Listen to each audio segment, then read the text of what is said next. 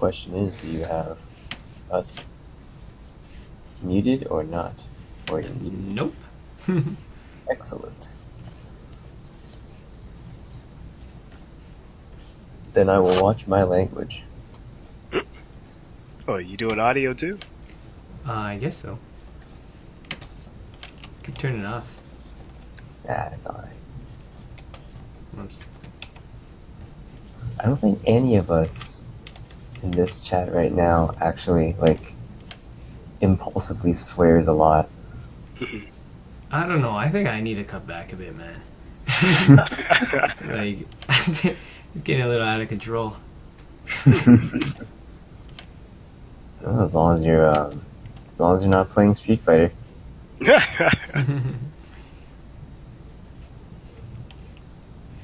salt comes out. Honestly, I have like no composure when that happens. Hey, Satsuki, she had like these shoulder pads, right? Mm-hmm. She had, like these royal shoulder pads. Yeah, they were military-esque. Yeah. Yeah. Oh, she had full sleeves, right. Mm-hmm. Trying to draw her.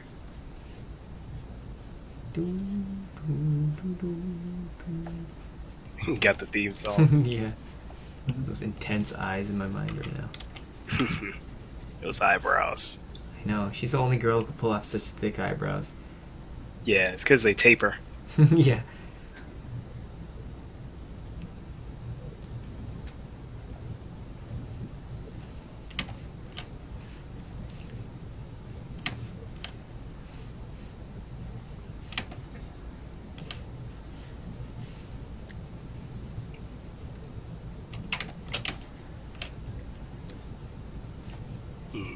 Yeah, I'd suggest looking into the higher level color spaces, if you can, Mike.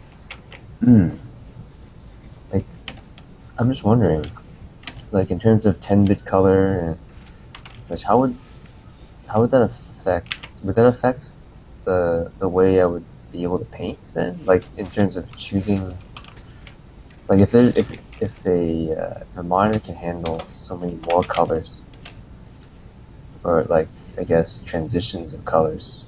Yeah, you'll have to think in deeper range of value. Just more in the terms of contrast. Your contrasts are going to be a lot stronger now. Like if you pick a white versus like a black, the difference between those is going to be like, it's going to be extremely noticeable now. So if you put those next to each other, they're going to be really strong, as opposed to what we have right now. Yeah. So you'll have to be more careful about contrast. But going in, the biggest thing that you'll just have to look out for is control of your color banding. Because you don't want to see transitions between color like that. Yeah. Color banding? What does that mean? Like when you have a gradient or something, then you know how it, like if you do like a big gradient, for example, and then you start to see like sort of loops. Yeah, you can see it on. Yeah, you can see it. I was about to give you a brush example. I know exactly the loops that he's talking about. So you have to be more careful about that kind of stuff? Yeah.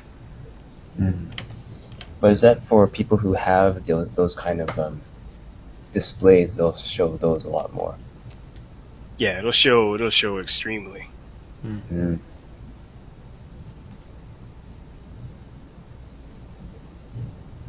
How would you remedy that? There are ways to remedy it with. Let's see if I can. I'm doing this all wrong. Sorry. Take some time. Yeah, we don't want to do a brush. We don't want texture. We could do it with scattering, but that's not going to help. Is it just a hardness you're looking for, or no? Yeah, we want opacity, so we'll turn that on. This will give a good example of color banding. Oh yeah, that's how it will look like. Yeah. All right, so we'll have some big wide color bands. I need to make a new layer. make these green. Alright, so there's some color bands. Mm-hmm. Yeah, especially for brushes that have a bit more spacing, right? Yeah, you'll definitely see it. Alright, so here's some noticeable color bands. Well, somewhat noticeable. Like, it's more noticeable here. Mm-hmm. So, the way that you can minimize color banding now, and moving into the future, like that. Mm-hmm. Well, I see a little... hold on. Bandwidth of GChat. Setting it to medium. Can you see? Yep. Oh, it's still kind of low resolution, but I can Alright, let me see if I can up my render, my video quality. just to a low. Yeah, I knocked it all the way up to auto HD. Okay. Alright, you should be able to see the bands now at least. I hope. Oh yeah. Yeah, I can see in the bottom one. Sorry, the middle one. Okay, yeah, the middle one it looks like a caterpillar. Yeah. Alright, yeah, those are really noticeable. So one way to minimize these bands, Mm-hmm. well, moving forward, there are plugins that allow more control over how much noise you want to put into your bands. Mm. And in this case, it really depends on the actual color you use. Yeah. But they'll add more diffuse noise. Like it's not noticeable in this way. Mm. Like the noise will what's a good Just sort of average out some parts and spread it out. Yeah, what it'll do, which blur here? There's a specific blur here in Photoshop that has that noise option. Mm. Yeah, what you'll get a result that's more like that. Mm. Like you won't really notice the color bands unless you're just trying to look for them. Mm-hmm. Sometimes I try to simulate that effect with posterization, but not able to always get it. Yeah. If your bands are really wide, you have to account for that stuff beforehand. Mm-hmm. And you can only do that by working in a larger color space. And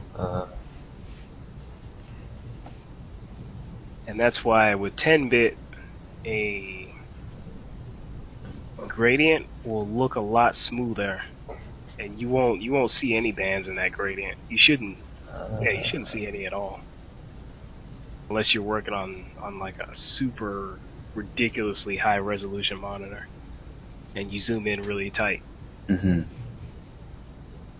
So, would this like sort of it would become more noticeable for people who have those monitors, especially? Yeah. As we move forward and resolution goes up and people are able to zoom in and do all this craziness, Mm-hmm. like all of the little mistakes and blemishes that you had in your images are just gonna pop out. Like there's no hiding them. Oh man. Yeah, those days are over now. Like where noise was natural, like especially on film and analog stuff. Mm-hmm. Yeah, we have to add all that now. Yeah. Oh man. So it'll be exactly how you left it. So you have to add that little bit of noise to help. Mm. Oh man. Unless you're just going for a look where you want to see that banding as a natural Mm-hmm. effect. So would that mean like if we go to like a 10-bit monitor and then we start watching some old stuff and then we're like, oh my gosh, now I see everything. Yeah, that's what you would see. Like if you were looking for the bands, you would just notice them immediately. Oh man.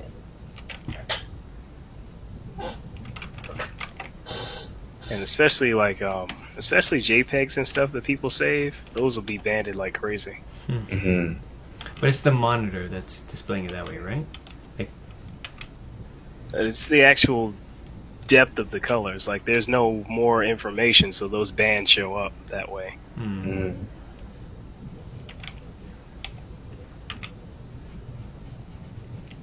And that's all that means, like color depth and contrast ratio. Like people like to fluff those numbers up to ridiculous numbers.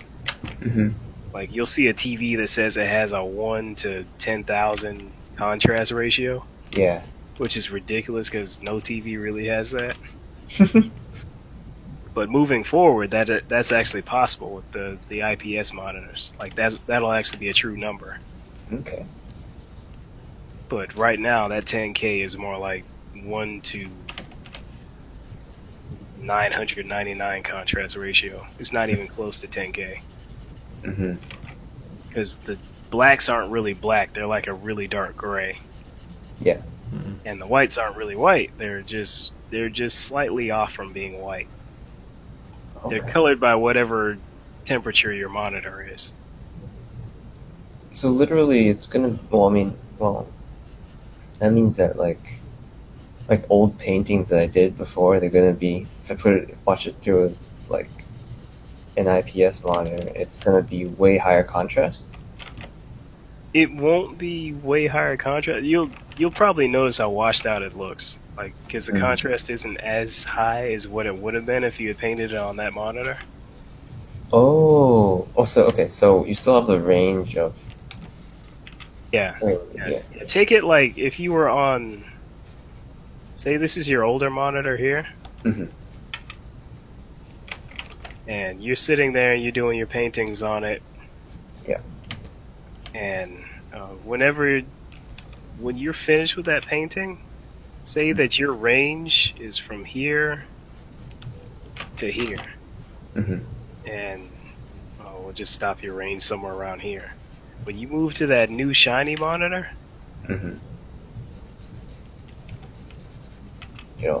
straight edge, high tech, has own stand.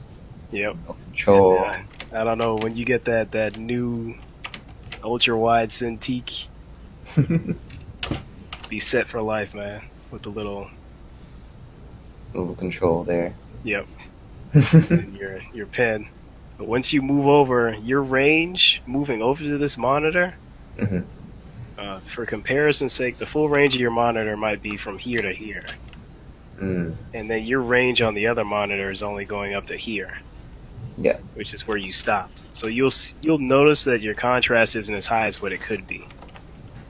And so you'll start moving out into that higher wavelength and having more contrast. Would it still look the same? Yeah, your images will look the same, but they won't look as deep as you once thought they were on this monitor because it's fluffing the numbers. Oh. Like these monitors, most monitors that are built now are built in a way where they try and overemphasize the highs and they push down the lows. Or they wash out the lows. Yeah. And I hated trying to hook up my computer to my to one of the televisions in the living room because the contrast was so different.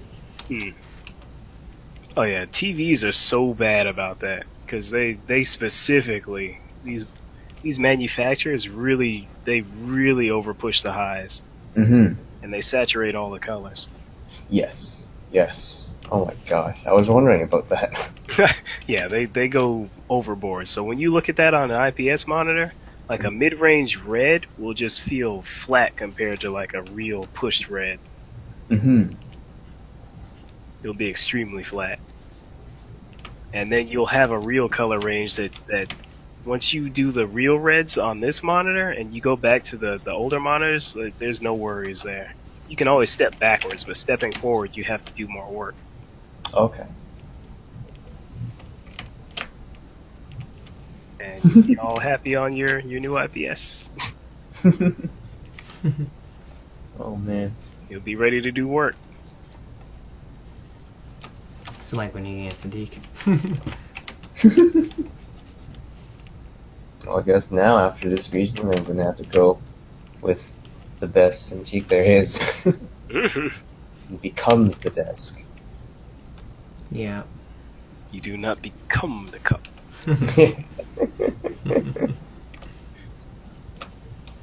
Be a Cintiq, my friend. You had to go there, Mike. Yeah, I'm gonna put this on YouTube, man. Everyone gonna see what dorks we are. Oh man, like the colors, they can flow or they can crash. You put the Cintiq on the desk, it becomes the desk. Oh man. Yeah, I'm gonna lose all my subscribers. Hey, I'm subscribing to you. The channel just for that. If I wasn't subscribing, then after hearing this, I'll subscribe. That's for sure. They get into that color theory. Future. Yeah. Future's pretty much here. Yeah, I was watching this video about this guy who was in prison for 44 years, and now he's out, and like, he just his mind is boggled by what he's seeing. I can imagine. And this other kid, just not too long ago, the guy came out. I think he's like 30 years old. He'd been in prison for 15 years. I think he was like put in prison when he was 15, and he ended up killing himself. Man, he couldn't take it. Like the world was just too different for him. It was a sad story, man. That's terrible. It's about to get even crazier over the next 5 years. Yeah. And the biggest change is gonna be all this VR stuff that's hitting. Like it's here for real now. Yeah. Oh yeah. And that's where all of every little bit of technology we're using is gonna have to get efficient. It's gonna have to get wider color spaces. You're gonna have to get better at everything because it's all in 3 dimensions now. Like if your drawing wasn't 3-dimensional before, it's gonna be pretty soon. Once Glenn Keane picked up that brush and drew Ariel in 3 spaces, yep, it was over. Yep, and I was like, time is now. Wrapped up. Kind of stuff I've been waiting for. Oh yeah. I'm not ready for it, but I've been waiting for it. Sculptural painting. Can you imagine instead of having a desk now afterwards? Yes. I can't actually. Crazy. Have a There's dance studio. less and less need for an actual desk. Mhm. Instead, your workspace is a dance studio. Because you need the space. That's the truth. See you at Galt's.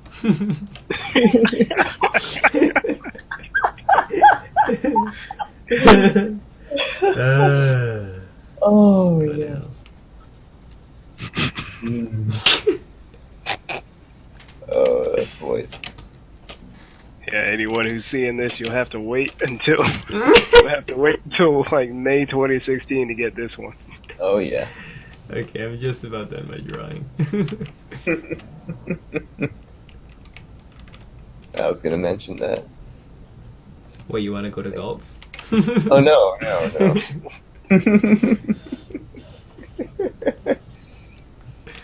Galt will come pick you up.